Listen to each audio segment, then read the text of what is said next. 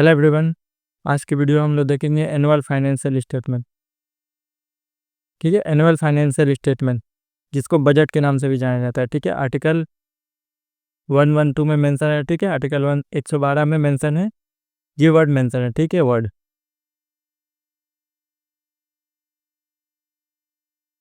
ये word mention है annual financial statement. ठीक है,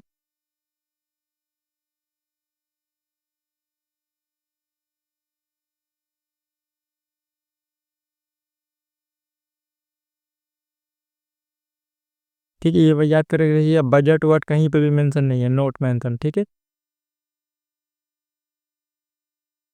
इन कॉन्स्टिट्यूशन बजट वर्ड कहीं पे भी कॉन्स्टिट्यूशन में मेंशन नहीं है। एनुअल फाइनेंशियल स्टेटमेंट मेंशन है आर्टिकल 112 में। ठीक है, वर्ड मेंशन है एनुअल फाइनेंशियल स्टेटमेंट, जिसको बही खाता भी कहा जाता है। ठीक है, ये प्री का क्वेश्चन आया है। प्री का क्वेश्चन अभी सॉल्व करवाऊंगा मैं। पहले देखिए, बजट इज, मैं यहाँ पे डिफिनेशन लिख देता हूँ। Is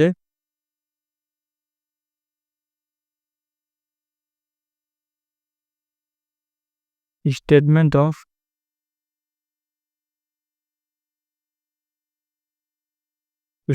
the estimated receipts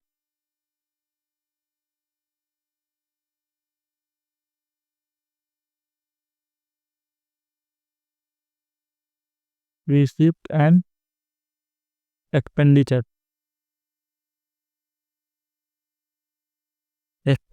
of the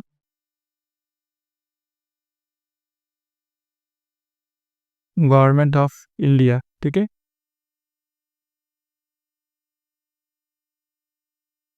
in A upcoming financial year. ठीक है,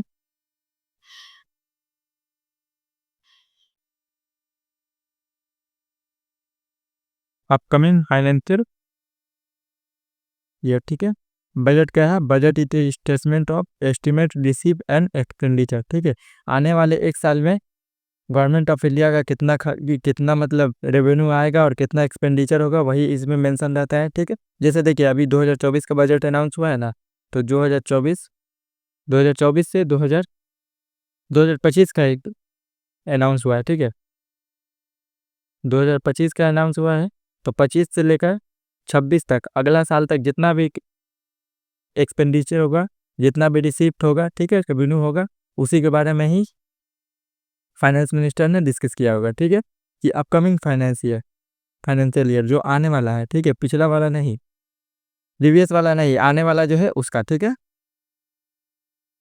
इसके बाद देखिए और एक मैं पेज ले लेता हूँ, यहाँ पे बहुत कुछ लिखना होगा। उसके बाद देखिए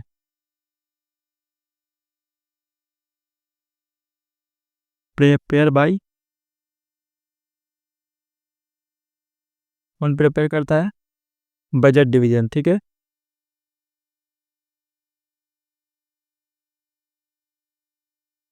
budget division, department of economic affair. ठीक है,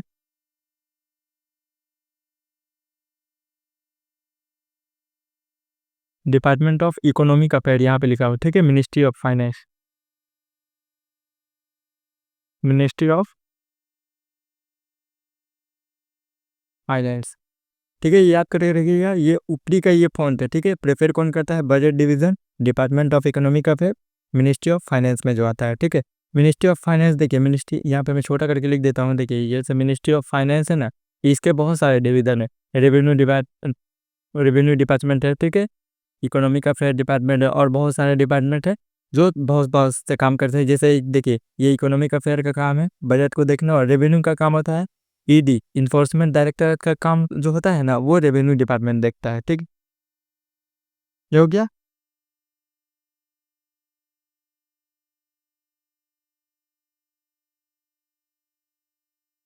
ये हो गया, उसके बाद देखिए और एक चीज़ प्रिपेयर हो गया।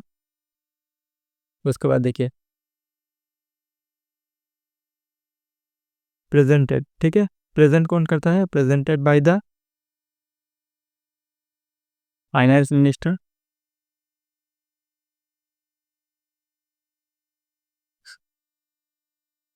ठीक है, in Lok Sabha.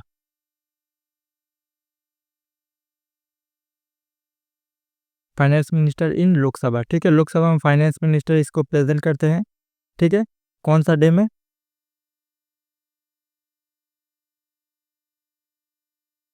First working day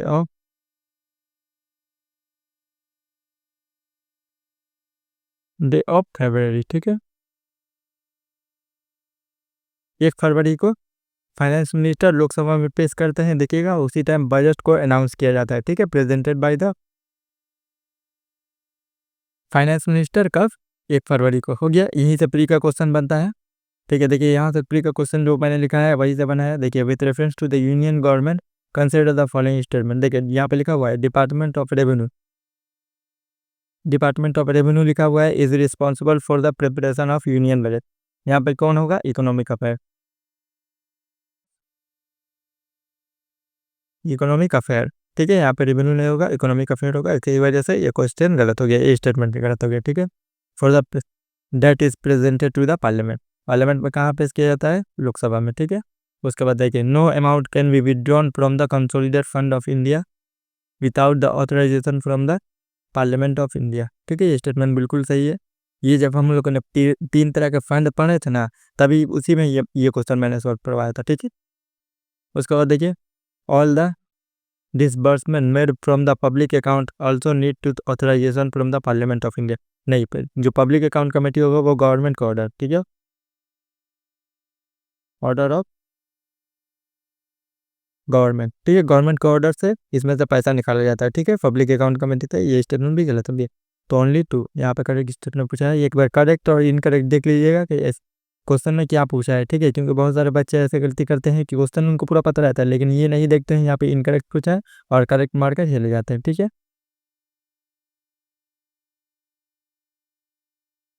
ठीक है, उसके बाद देखिए presented,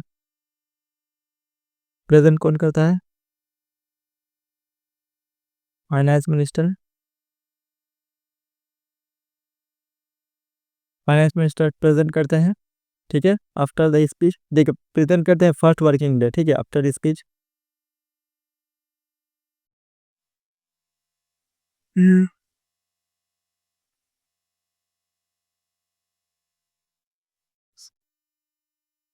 it laid down in the Rajya Sabha.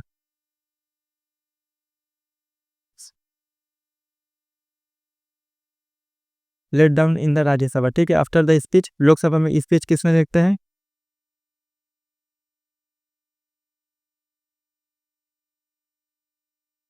इन लोकसभा। ठीक है, लोकसभा में स्पीच देने के बाद इसको राज्यसभा में पेश किया जाता है। ठीक है, राज्यसभा का देखिए Rajya Sabha no power, power to vote,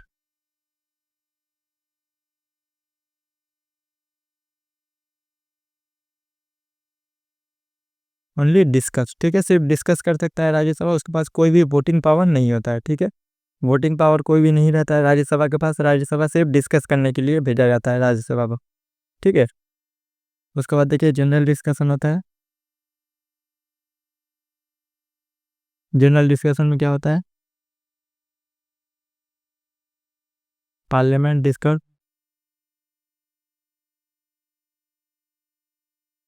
overall budget, पूरा बजट को पार्लियामेंट में डिस्कस किया जाता है। ठीक है, पूरा बजट को डिस्कस किया जाता है। चार्ज एक्सपेंडिचर को,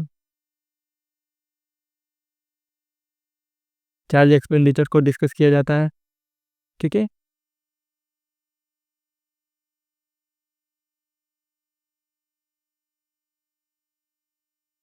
क्या हो गया?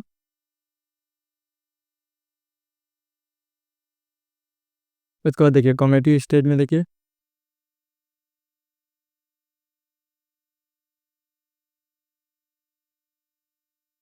Demand of minister,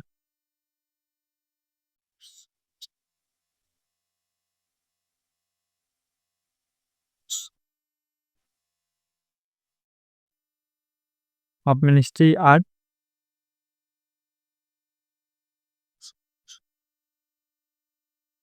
refer to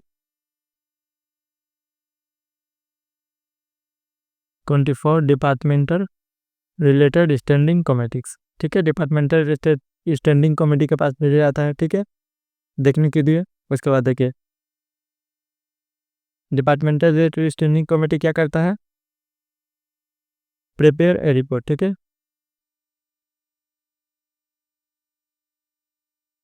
एक रिपोर्ट बनाती है, ठीक है। इस रिपोर्ट को कहाँ पेश करती है,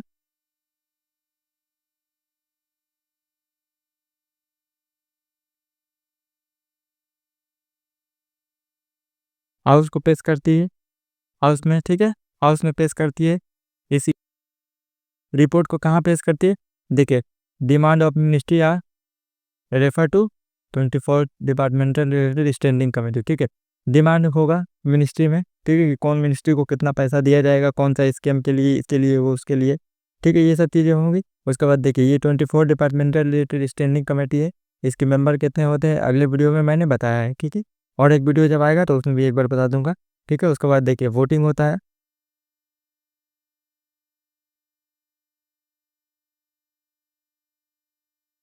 उसके बाद देखिए वोटिंग ऑन डिमांड, ठीक है, वोटिंग होता है। वोटिंग में क्या होता है, वोटिंग में देखिए ये मिनिस्ट्री बोलेगा मुझे इतना दीजिए, ये मिनिस्ट्री बोलेगा, ए बोलेगा इतना दीजिए, बी बोलेगा इतना दीजिए, ठीक है। ए बोलेगा 100 करोड़, बी बोलेगा 200 करोड़, करो, ठीक है, वोटिंग में यही होता है। उसके बाद देखिए वेरियस कट मोशन पास होता है, ठीक है।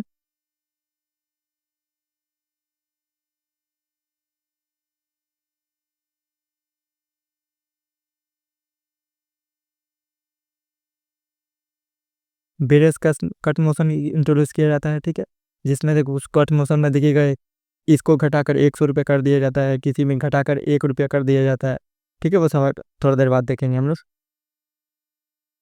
हो गया। अगला स्लाइड में देखेंगे।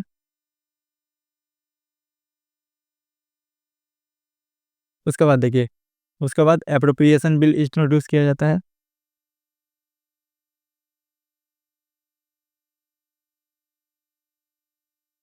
कट मोशन वाला पीडीएफ इसमें नहीं है, कट मोशन में यहाँ पे लिख देता हूँ। देखिए 3 तरह के कट मोशन होते हैं, एक economy cut,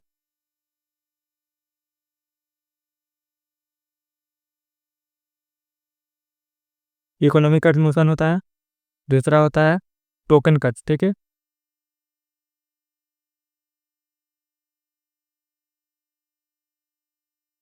token cut motion होता है। तीसरा होता है पॉलिसी कट मोशन, ठीक है।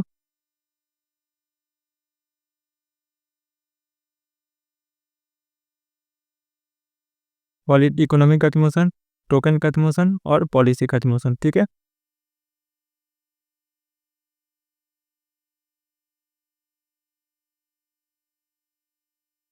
देखिए अगर ये पास हो गया, if pass,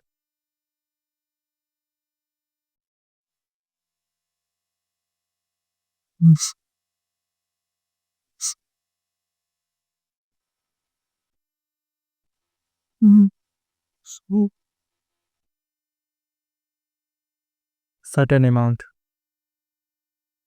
demand demand reduce for certain amount, ठीक है। जैसे देखिए किसी मिनिस्ट्री ने डिमांड किया कि मुझे 100 करोड़ चाहिए, ठीक है, 100 करोड़ चाहिए किसी स्कीम के लिए, तो अगर ये पास हो गया इकोनॉमिक कट मोशन तो 100 करोड़ को रिड्यूस करके कितना कर दिया जाएगा, पकड़ लीजिए 20,000 करोड़, ठीक है, 20 करोड़। मैं एग्जाम्पल के तौर पर देता हूँ कि इसको रिड्यूस करके 20 करोड़ कर दिया गया, ठीक है। उसके बाद देखिए टोकन कट मोशन में देखिए अगर ये पास हुआ, इफ पास,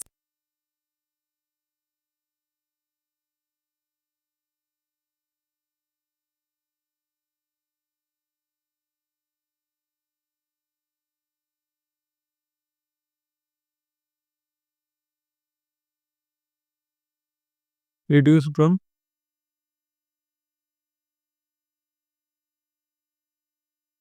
जितना भी होगा उसको से घटाकर, जैसे 1,000 करोड़ है उसको 100 रुपया कर दिया जाएगा, ठीक है, 100 रुपीज़, ठीक है।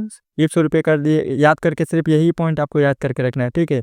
इसको देखिए सर्टेन अमाउंट, कुछ अमाउंट कम किया जाता है, जैसे 100 करोड़ है तो 20 करोड़ का हो गया, ठीक है, 20 करोड़ या फिर कम हो गया, ठीक है। यहाँ पे देखिए टोकन कट मोशन में सिर्फ 100 रुपया मिलेगा, ठीक है। अब जितना भी डिमांड होगा 100 रुपया पास होगा। उसके बाद देखिए पॉलिसी कट मोशन में यही वाला सब चीज़ यही सेम होता है। यहाँ पे 1000 करोड़ की जगह यहाँ पे देखिए 100 है ना, तो 1 रुपया कर दिएगा, ओनली 1 रुपीज।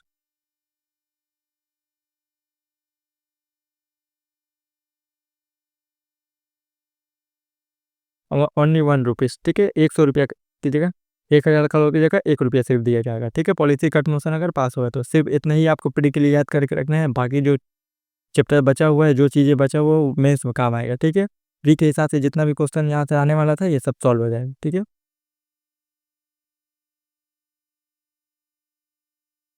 उसके बाद देखिए अप्रोप्रिएशन बिल।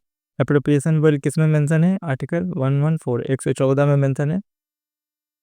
ये वर्ड याद कर रहे क्योंकि देखिएगा 2024 में एक क्वेश्चन आया था, आर्टिकल 109 से क्वेश्चन आया था, ठीक है। मनी बिल का प्रोसीडर पूछा था। मनी बिल का प्रोसीडर मतलब प्रोसेस किस कौन सा आर्टिकल में मेंशन है? आर्टिकल 109 में। मनी बिल का डेफिनेशन जो है आर्टिकल 110 में मेंशन है, लेकिन उसका प्रोसेस जो है वो आर्टिकल 109 में है, ठीक है, 109 में मेंशन है। तो ये आर्टिकल बहुत काम का चीज़ है, ठीक है। उसके बाद देखिए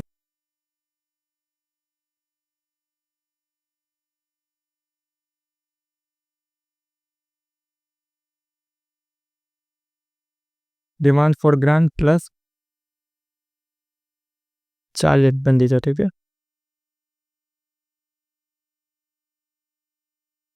equal to appropriation bill.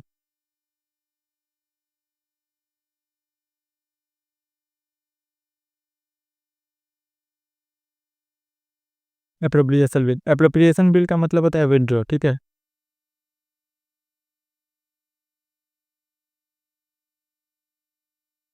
Withdrawal, ठीक है। अप्रोप्रिएशन का मतलब ही होता है विड्रॉ, पैसा उठाना, ठीक है। देखिए और एक फैक्ट लिखने वाला है वाली चीज़ है,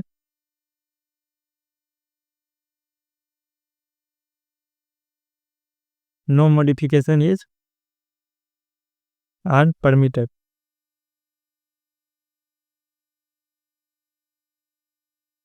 इन एप्रोप्रिएशन बिल, ठीक है। एप्रोप्रिएशन बिल में कोई भी मॉडिफिकेशन नहीं किया जाता है, ठीक है। ये आपको याद करके रखना है। उसके बाद देखिए financial bill. Finance bill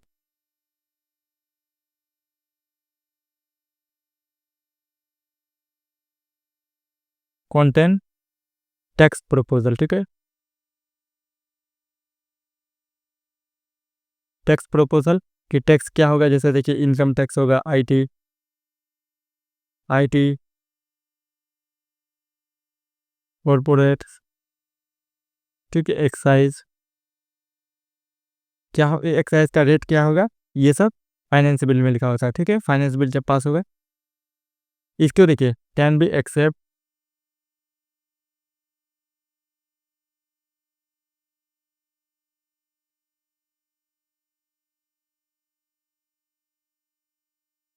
accept reject amend. इसको एक्सेप्ट भी किया जा सकता है, रिजेक्ट भी किया जा सकता है, अमेंड भी किया जा सकता है, लेकिन अप्रोप्रिएशन बिल को नहीं, ठीक है, जो पैसा निकालने वाला होता है, ठीक है। उसके बाद देखिए और एक चीज़ देखिए, और एक एक्ट का नाम लिख देता हूँ, देखिए provision for collection of tax act 9, provision for collection of tax act 1931, 1931, ठीक है। ये एक्ट क्या प्रोवाइड करता है? देखिए ये एक्ट प्रोवाइड करता है कि गवर्नमेंट ऑफ इंडिया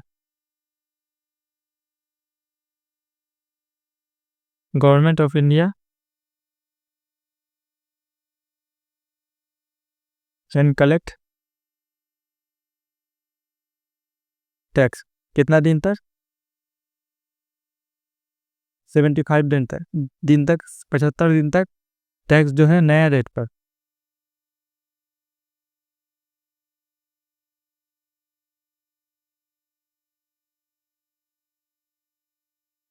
ठीक है।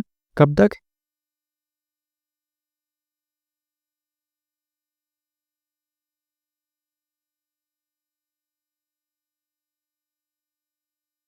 अनटिल फाइनेंशियल बिल पास, ठीक है।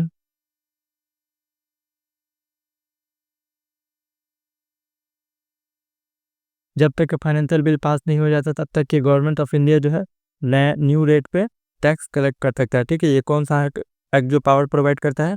देखिए, provision for collection of tax act 1931। ये एक एक्ट है जो गवर्नमेंट ऑफ इंडिया को के पास पावर प्रोवाइड करता है कि अगर 75 दिन तक वो नया रेट पे टैक्स जो है कलेक्ट कर सकते हैं, ठीक है।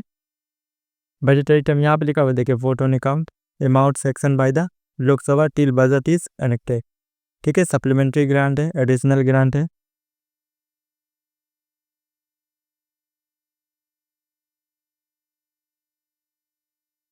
ठीक है, वोट एंड अकाउंट देखिए, amount section by the Lok Sabha till budget is emitted, ठीक है। एडवांस दिया जाता है बजट के प्रेजेंट से पहले तक, ठीक है, ये एडवांस दिया जाता है, एडवांस, ठीक है। एडवांस दिया जाता है कि जब तक कि बजट पास ना हो जाए, ठीक है। वोट एंड अकाउंट का मतलब वही है कि amount section by the Lok Sabha till budget is enacted, ठीक है।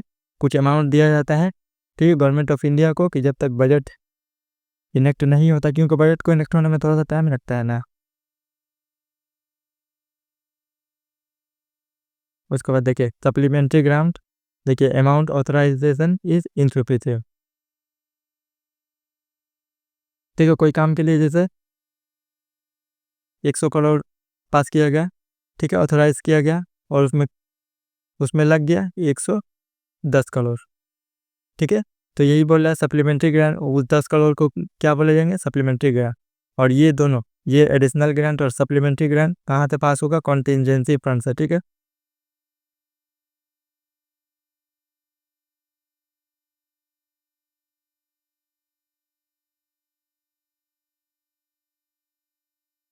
कॉन्टिजेंसी फंड ऑफ इंडिया से पास होगा, ठीक है। सप्लीमेंट्री ग्रांट जो अमाउंट जो ऑथराइज किया गया है पार्लियामेंट के लिए वो इनसफिशियंट है, ठीक है, जो कम है, ठीक है। उसके बाद देखिए additional grant, additional expenditure of new service, ठीक है। ये जो है बजट का पार्ट नहीं है, ठीक है, पार्ट ऑफ बजट। यहाँ मैं सब कुछ लिख दे रहा हूँ, ये बार बार रिवीजन कीजिएगा, देखिए यहाँ प्री का क्वेश्चन यहाँ से सॉल्व हो जाएगा, ठीक है। अब इधर उधर भटकिएगा ये यूट्यूब चैनल में, वो यूट्यूब चैनल में तो नहीं हो पाएगा, ठीक है। ये सिर्फ फॉलो कीजिए, देखिए आपका सब कुछ कंप्लीट हो जाएगा। उसके बाद देखिए excess grant, money spent is greater than approve by the parliament, ठीक है। जैसे देखिए पार्लियामेंट ने अप्रूव किया 1000 करोड़, ठीक है, और मनी जो स्पेंड हुआ है कितना हो गया है? 1200 करोड़, ठीक है। तो इसी को एक्सेस ग्रांट कहा जाता है कि 200 करोड़ जो मिलेगा वो एक्सेस ग्रांट कहलाएगा, ठीक है। 200 करोड़ जो होगा वो एक्सेस ग्रांट कहलाएगा, ठीक है। 200 करोड़ ज़्यादा खर्च हुआ है, देखिए vote on credit meeting unexpected demand, ठीक है। ये दोनों भी कॉन्टिजेंसी फंड ऑफ इंडिया से पास होगा, ठीक है। कॉन्टिजेंसी फंड ऑफ इंडिया से पास होगा, ठीक है। उसके बाद देखिए re appropriation shifting money from one hand to another hand, ठीक है। री अप्रोप्रिएशन, ये री का मतलब ही होता है दोबारा, ठीक है। Re appropriation shifting money from one hand to, ये टर्म याद करके रहिए, ये टर्म में डिफिनेशन लिखा हुआ है, ये टर्म से क्वेश्चन आता है, ठीक है। देखिए क्वेश्चन यहाँ पे प्रीवियस ईयर में आता चुका है, देखिए वोट एंड अकाउंट से क्वेश्चन है, ठीक है। वोट एंड अकाउंट यहाँ भी क्वेश्चन है, ठीक है। ये इंटरिम बजट बता दूं, देखिए इंटरिम बजट क्या होता है जानते हैं? इंटरिम बजट देखिए 2024 में इलेक्शन हुआ था, 2024 में देखिएगा बजट प्रेजेंट नहीं हुआ था, ठीक है। बजट देखिएगा प्रेजेंट होंगे, इलेक्शन नहीं है, ठीक है। इलेक्शन ईयर में, ठीक है। इलेक्शन ईयर में जो है वो गवर्नमेंट ऑफ इंडिया जो है वो ज़्यादा बजट जो है ज़्यादा खर्च नहीं करते हैं, क्यों जानते हैं? क्योंकि वोट बैंक में उनका प्रॉब्लम हो सकता है, ठीक है, इम्पैक्ट पड़ सकता है, इसलिए इलेक्शन ईयर में देखिएगा बजट बहुत कम ही पेश किया है। देखिए बजट प्रेजेंटेड बाय द इनकममेंट, इनकममेंट मतलब जो पुराना वाला government during the election year, ठीक है। इलेक्शन ईयर में जो गवर्नमेंट बजट प्रेजेंट किया जाता है 3 या 4 महीने के लिए, ठीक है, 3 से 4 मंथ के लिए, ठीक है। देखिए फरवरी में बजट पेश किया जाता है और मई में इलेक्शन होता है, ठीक है। इलेक्शन के बाद फिर से कोई नया गवर्नमेंट अगर फॉर्म होगा तो वो फिर से बजट प्रेजेंट करेगा, अपना बजट, इसीलिए वो जो पुराना वाला गवर्नमेंट पेश करता है 3 महीना के लिए, उसी को बोला जाता है इंटरिम बजट, ठीक है। It contain detail document of every expense to be incurred and every rupees to be earned through the tax in the coming few month, ठीक है, coming few month until the new government come into power, ठीक है। यहाँ पे लिखा हुआ है देखिए डिटेल डॉक्यूमेंट, पूरा बजट ही होता है, लेकिन ये जो होता है वो 3 से 4 महीना के लिए होता है, जब तक कि कोई दूसरा गवर्नमेंट नहीं आ जाए, ठीक है। आइडियली देखिए द इनकममेंट मतलब जो प्रेजेंट वाला गवर्नमेंट है, अगर इलेक्शन के बाद चेंज हो जाएगा, वही बात करता है करंट गवर्नमेंट, ठीक है। करंट गवर्नमेंट, ठीक है। Government should not introduce any major policy change that can influence the vote bank in alternately, ठीक है। ज़्यादातर स्कीम देखिएगा उस बजट में पास नहीं होता है, ऐसे नॉर्मल बजट में जो ज़्यादातर स्कीम पास होता है, देखिएगा इंटरिम बजट में, इंटरिम बजट से प्रीवियस ईयर में देखिए मेंस का भी क्वेश्चन आ चुका है, ठीक है।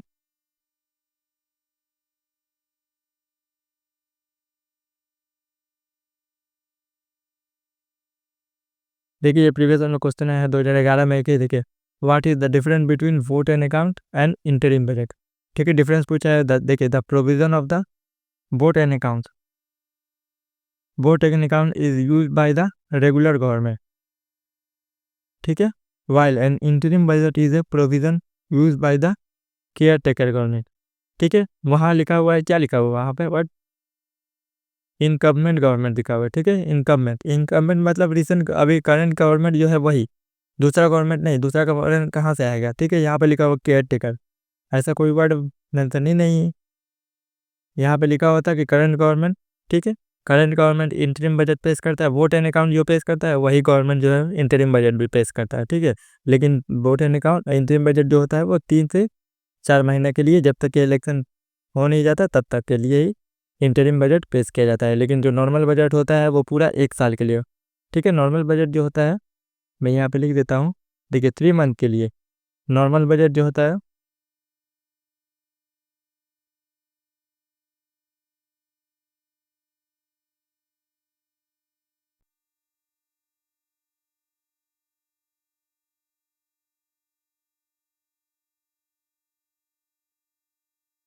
नॉर्मल बजट 1 साल के लिए रहता है, लेकिन इंटरिम बजट जो होता है वो 3 से 4 महीने के लिए रहता है, ठीक है। देखिए ये स्टेटमेंट गलत हो गया। उसके बाद देखिए a vote on account only deal with the expenditure in the government of India, ठीक है, government budget, while an interim budget include both expenditure and receive, ठीक है। वोट एंड अकाउंट सिर्फ क्या बोलता है, एक्सपेंडिचर बताता है कि एक्सपेंडिचर ज़्यादा होगा तो पैसा देना पड़ेगा, ठीक है। पार्लियामेंट के जरिए जो पैसा निकाला गया है वो कम है, ठीक है। यहीं पे लिखा हुआ है देखिए vote and account amount section by the Lok Sabha till the budget is enacted, ठीक है। एडवांस में जो दिया जाता है वो अमाउंट सेक्शन मतलब दिया जाता है, सिर्फ लिया नहीं जाता है, ठीक है। वोट एंड अकाउंट सिर्फ पैसा खर्च होता है, आता नहीं है। लेकिन बजट में जो होता है मेन क्या होता है, आता है और जाता है दोनों, ठीक है, एक्सपेंडिचर और रेवेन्यू दोनों। लेकिन यहाँ पे वोट एंड अकाउंट में सिर्फ एक्सपेंडिचर की बात होती है, ठीक है। ये स्टेटमेंट बिल्कुल सही है, only deal with the expenditure of the government the budget while an interim budget include both expenditure and receive, ठीक है। ये स्टेटमेंट बिल्कुल सही है। तो यहाँ पे देखिए लीजिएगा करेक्ट स्टेटमेंट पूछा है तो 2 ओनली सही है, ठीक है। अगले वीडियो में हम लोग लीडर ऑफ हाउस देखेंगे, ठीक है। लीडर ऑफ हाउस एक छोटा टॉपिक है, देख लेते हैं, यहीं पे देख लेते हैं स्टोरी, अगले वीडियो का क्या इंतजार करें।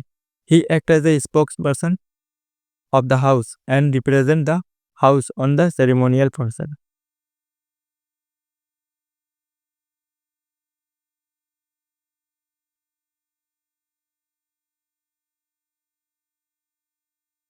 ठीक है। लीडर ऑफ द हाउस कौन होता है, हेड होता है हाउस का। हाउस का लीडर कौन होता है लोकसभा में, देखिए नहीं लोकसभा में नहीं, मैं यहाँ पे लिख देता हूँ, ठीक है, यहाँ पे लिखता हूँ।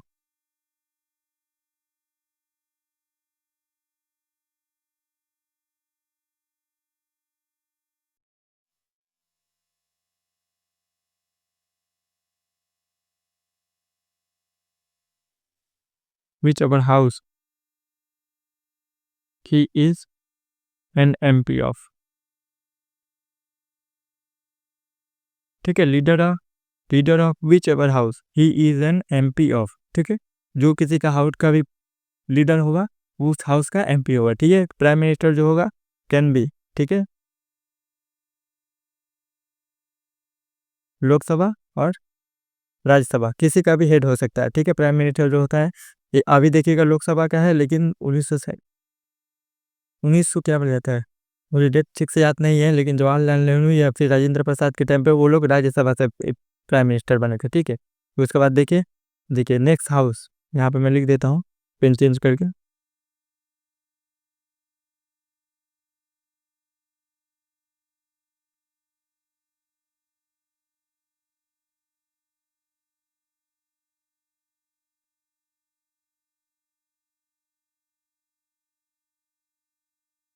अदर हाउस का कौन डिसाइड करेगा, का लीडर डिसाइड करेगा प्राइम मिनिस्टर, ठीक है। प्राइम मिनिस्टर, दूसरा हाउस का लीडर कौन डिसाइड करेंगे, प्राइम मिनिस्टर डिसाइड करेंगे, ठीक है।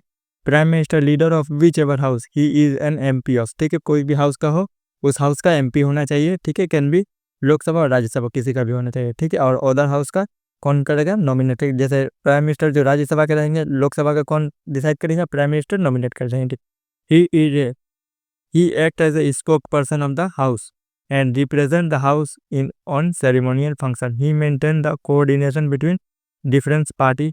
ठीक है, he is consulted by the presiding officer with respect to the arrangement of government business, private member business and other matter of adjournment and prorogation. ठीक है, उसके बाद देखिए leader of the house definition, he should be a member of the house, ठीक है, member of the house, he should be recognise by the presiding officer, ठीक है, presiding officer के जरिए रिकॉग्नाइज किया होना चाहिए कि लीडर ऑफ अपोजिशन है, ठीक है। स्टेचुटरी पोस्ट है, ठीक है, कॉन्स्टिट्यूशन में कहीं भी मेंशन नहीं है, स्टेचुटरी पोस्ट है, ठीक है।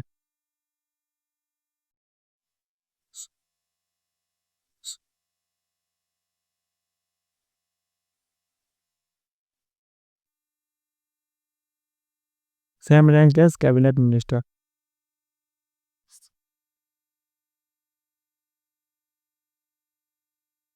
ठीक है, कैबिनेट मिनिस्टर की तरह सेम रैंक होता है इसका भी, ठीक है। स्टेचुटरी पोस्ट और कैबिनेट मिनिस्टर के ही तरह सेम पोस्ट होता है, ठीक है। देखिए definition, he should be a member of the house, ठीक है, should be recognise by the presiding officer, ठीक है, प्रेसाइडिंग ऑफिसर के जरिए रिकॉग्नाइज किया होना चाहिए कि यही जो है लीडर ऑफ अपोजिशन है। He should be leader of the party in opposition with a greater numerical instance, ठीक है। जो देखिए प्राइम मिनिस्टर जो है वो विनर है, विनर है, ठीक है, 272 सीट आया है उनके पास, 272 सीट है। दूसरा एक पार्टी के पास पकड़ लीजिए 100 सीट है, तीसरा एक पार्टी के पास पकड़ लीजिए 60 सीट है, ठीक है। तो लार्जेस्ट नोमेरिकल स्ट्रेंथ लिखा हुआ है यहाँ पर, ठीक है, लार्जेस्ट नोमेरिकल स्ट्रेंथ ये है, तो ये इसी को इसका है जो होगा उसी को लीडर ऑफ अपोजिशन करार दिया जाएगा, ठीक है। जैसे अभी राहुल गांधी है, ठीक है, लार्जेस्ट जो नोमेरिकल स्ट्रेंथ रहेगा, जिसके पास ज़्यादा नंबर का वोट रहेगा वही, ठीक है। उसके बाद देखिए मॉबलिन का रूप, the strength of main opposition party to be officially recognise as such must be equal to the quorum of the house, ठीक है। कोरम मतलब क्या होता है, 10% एमपी, सिटिंग के लिए 10%, 10% एमपी, सिटिंग के लिए जो 10% एमपी की जरूरत पड़ती है उसी को कोरम कहा जाता है, ठीक है। 10% एमपी 543 का 10/100 निकाल लीजिएगा, कितना होगा, 54 के लगभग, 55 के लगभग होगा, ठीक है। 55 एमपी, 55 एमपी उनके पास होना चाहिए, ठीक है, लीडर ऑफ अपोजिशन के पास। देखिए और एक चीज़ मैं यहाँ पर लिख देता हूँ, फर्स्ट लीडर ऑफ अपोजिशन,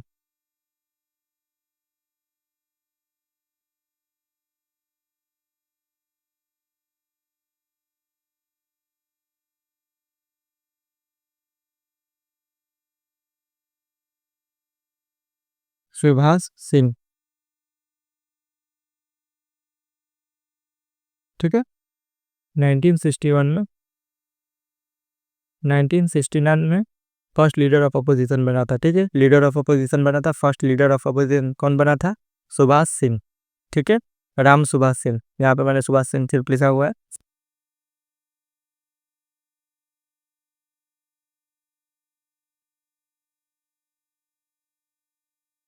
ये हो गया। उसके बाद देखिए parliamentary privilege, leader of opposition से क्वेश्चन आया है 2024 में, शायद क्वेश्चन आया है इसी पे। 2024 में क्वेश्चन आया है, देखिएगा। लीडर ऑफ अपोजिशन एक स्टेटरी पोस्ट है, वो वाला चीज़ है ना, वहाँ से क्वेश्चन आया था। और देखिए ये वाला जो फैक्ट मैंने लिख कर रखा है, ये फैक्ट का क्वेश्चन आया है, ठीक है।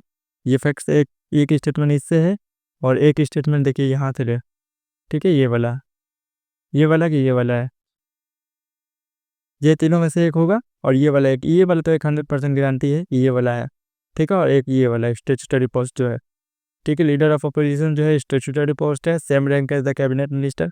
तो यहाँ पे जो मैंने पेज में लिख कर रखा है, इससे बाहर से क्वेश्चन नहीं आएगा। क्वेश्चन आएगा कभी तो वो किसी से सॉल्व करने लायक नहीं रहेगा, ठीक है। तो ये भी बात हमेशा ध्यान में रखिएगा कि ये पेज पूरा अच्छा से याद करके रखिए। देखिए फर्स्ट लीडर ऑफ अपोजिशन तो बात 1969 में जो है फर्स्ट लीडर ऑफ अपोजिशन करार हुए थे, ठीक है। इतना ही आज के वीडियो में। अगले वीडियो में हम लाइक पार्लियामेंट्री प्रिविलेज को देखेंगे, उसके बाद पार्लियामेंट जो होगा, उसके बाद एंटी डिफेक्शन लॉ, उसके बाद पार्लियामेंट पूरा खत्म, ठीक है। एक बड़ा वीडियो बनाकर पार्लियामेंट पूरा डाल दूंगा मैं, ठीक है।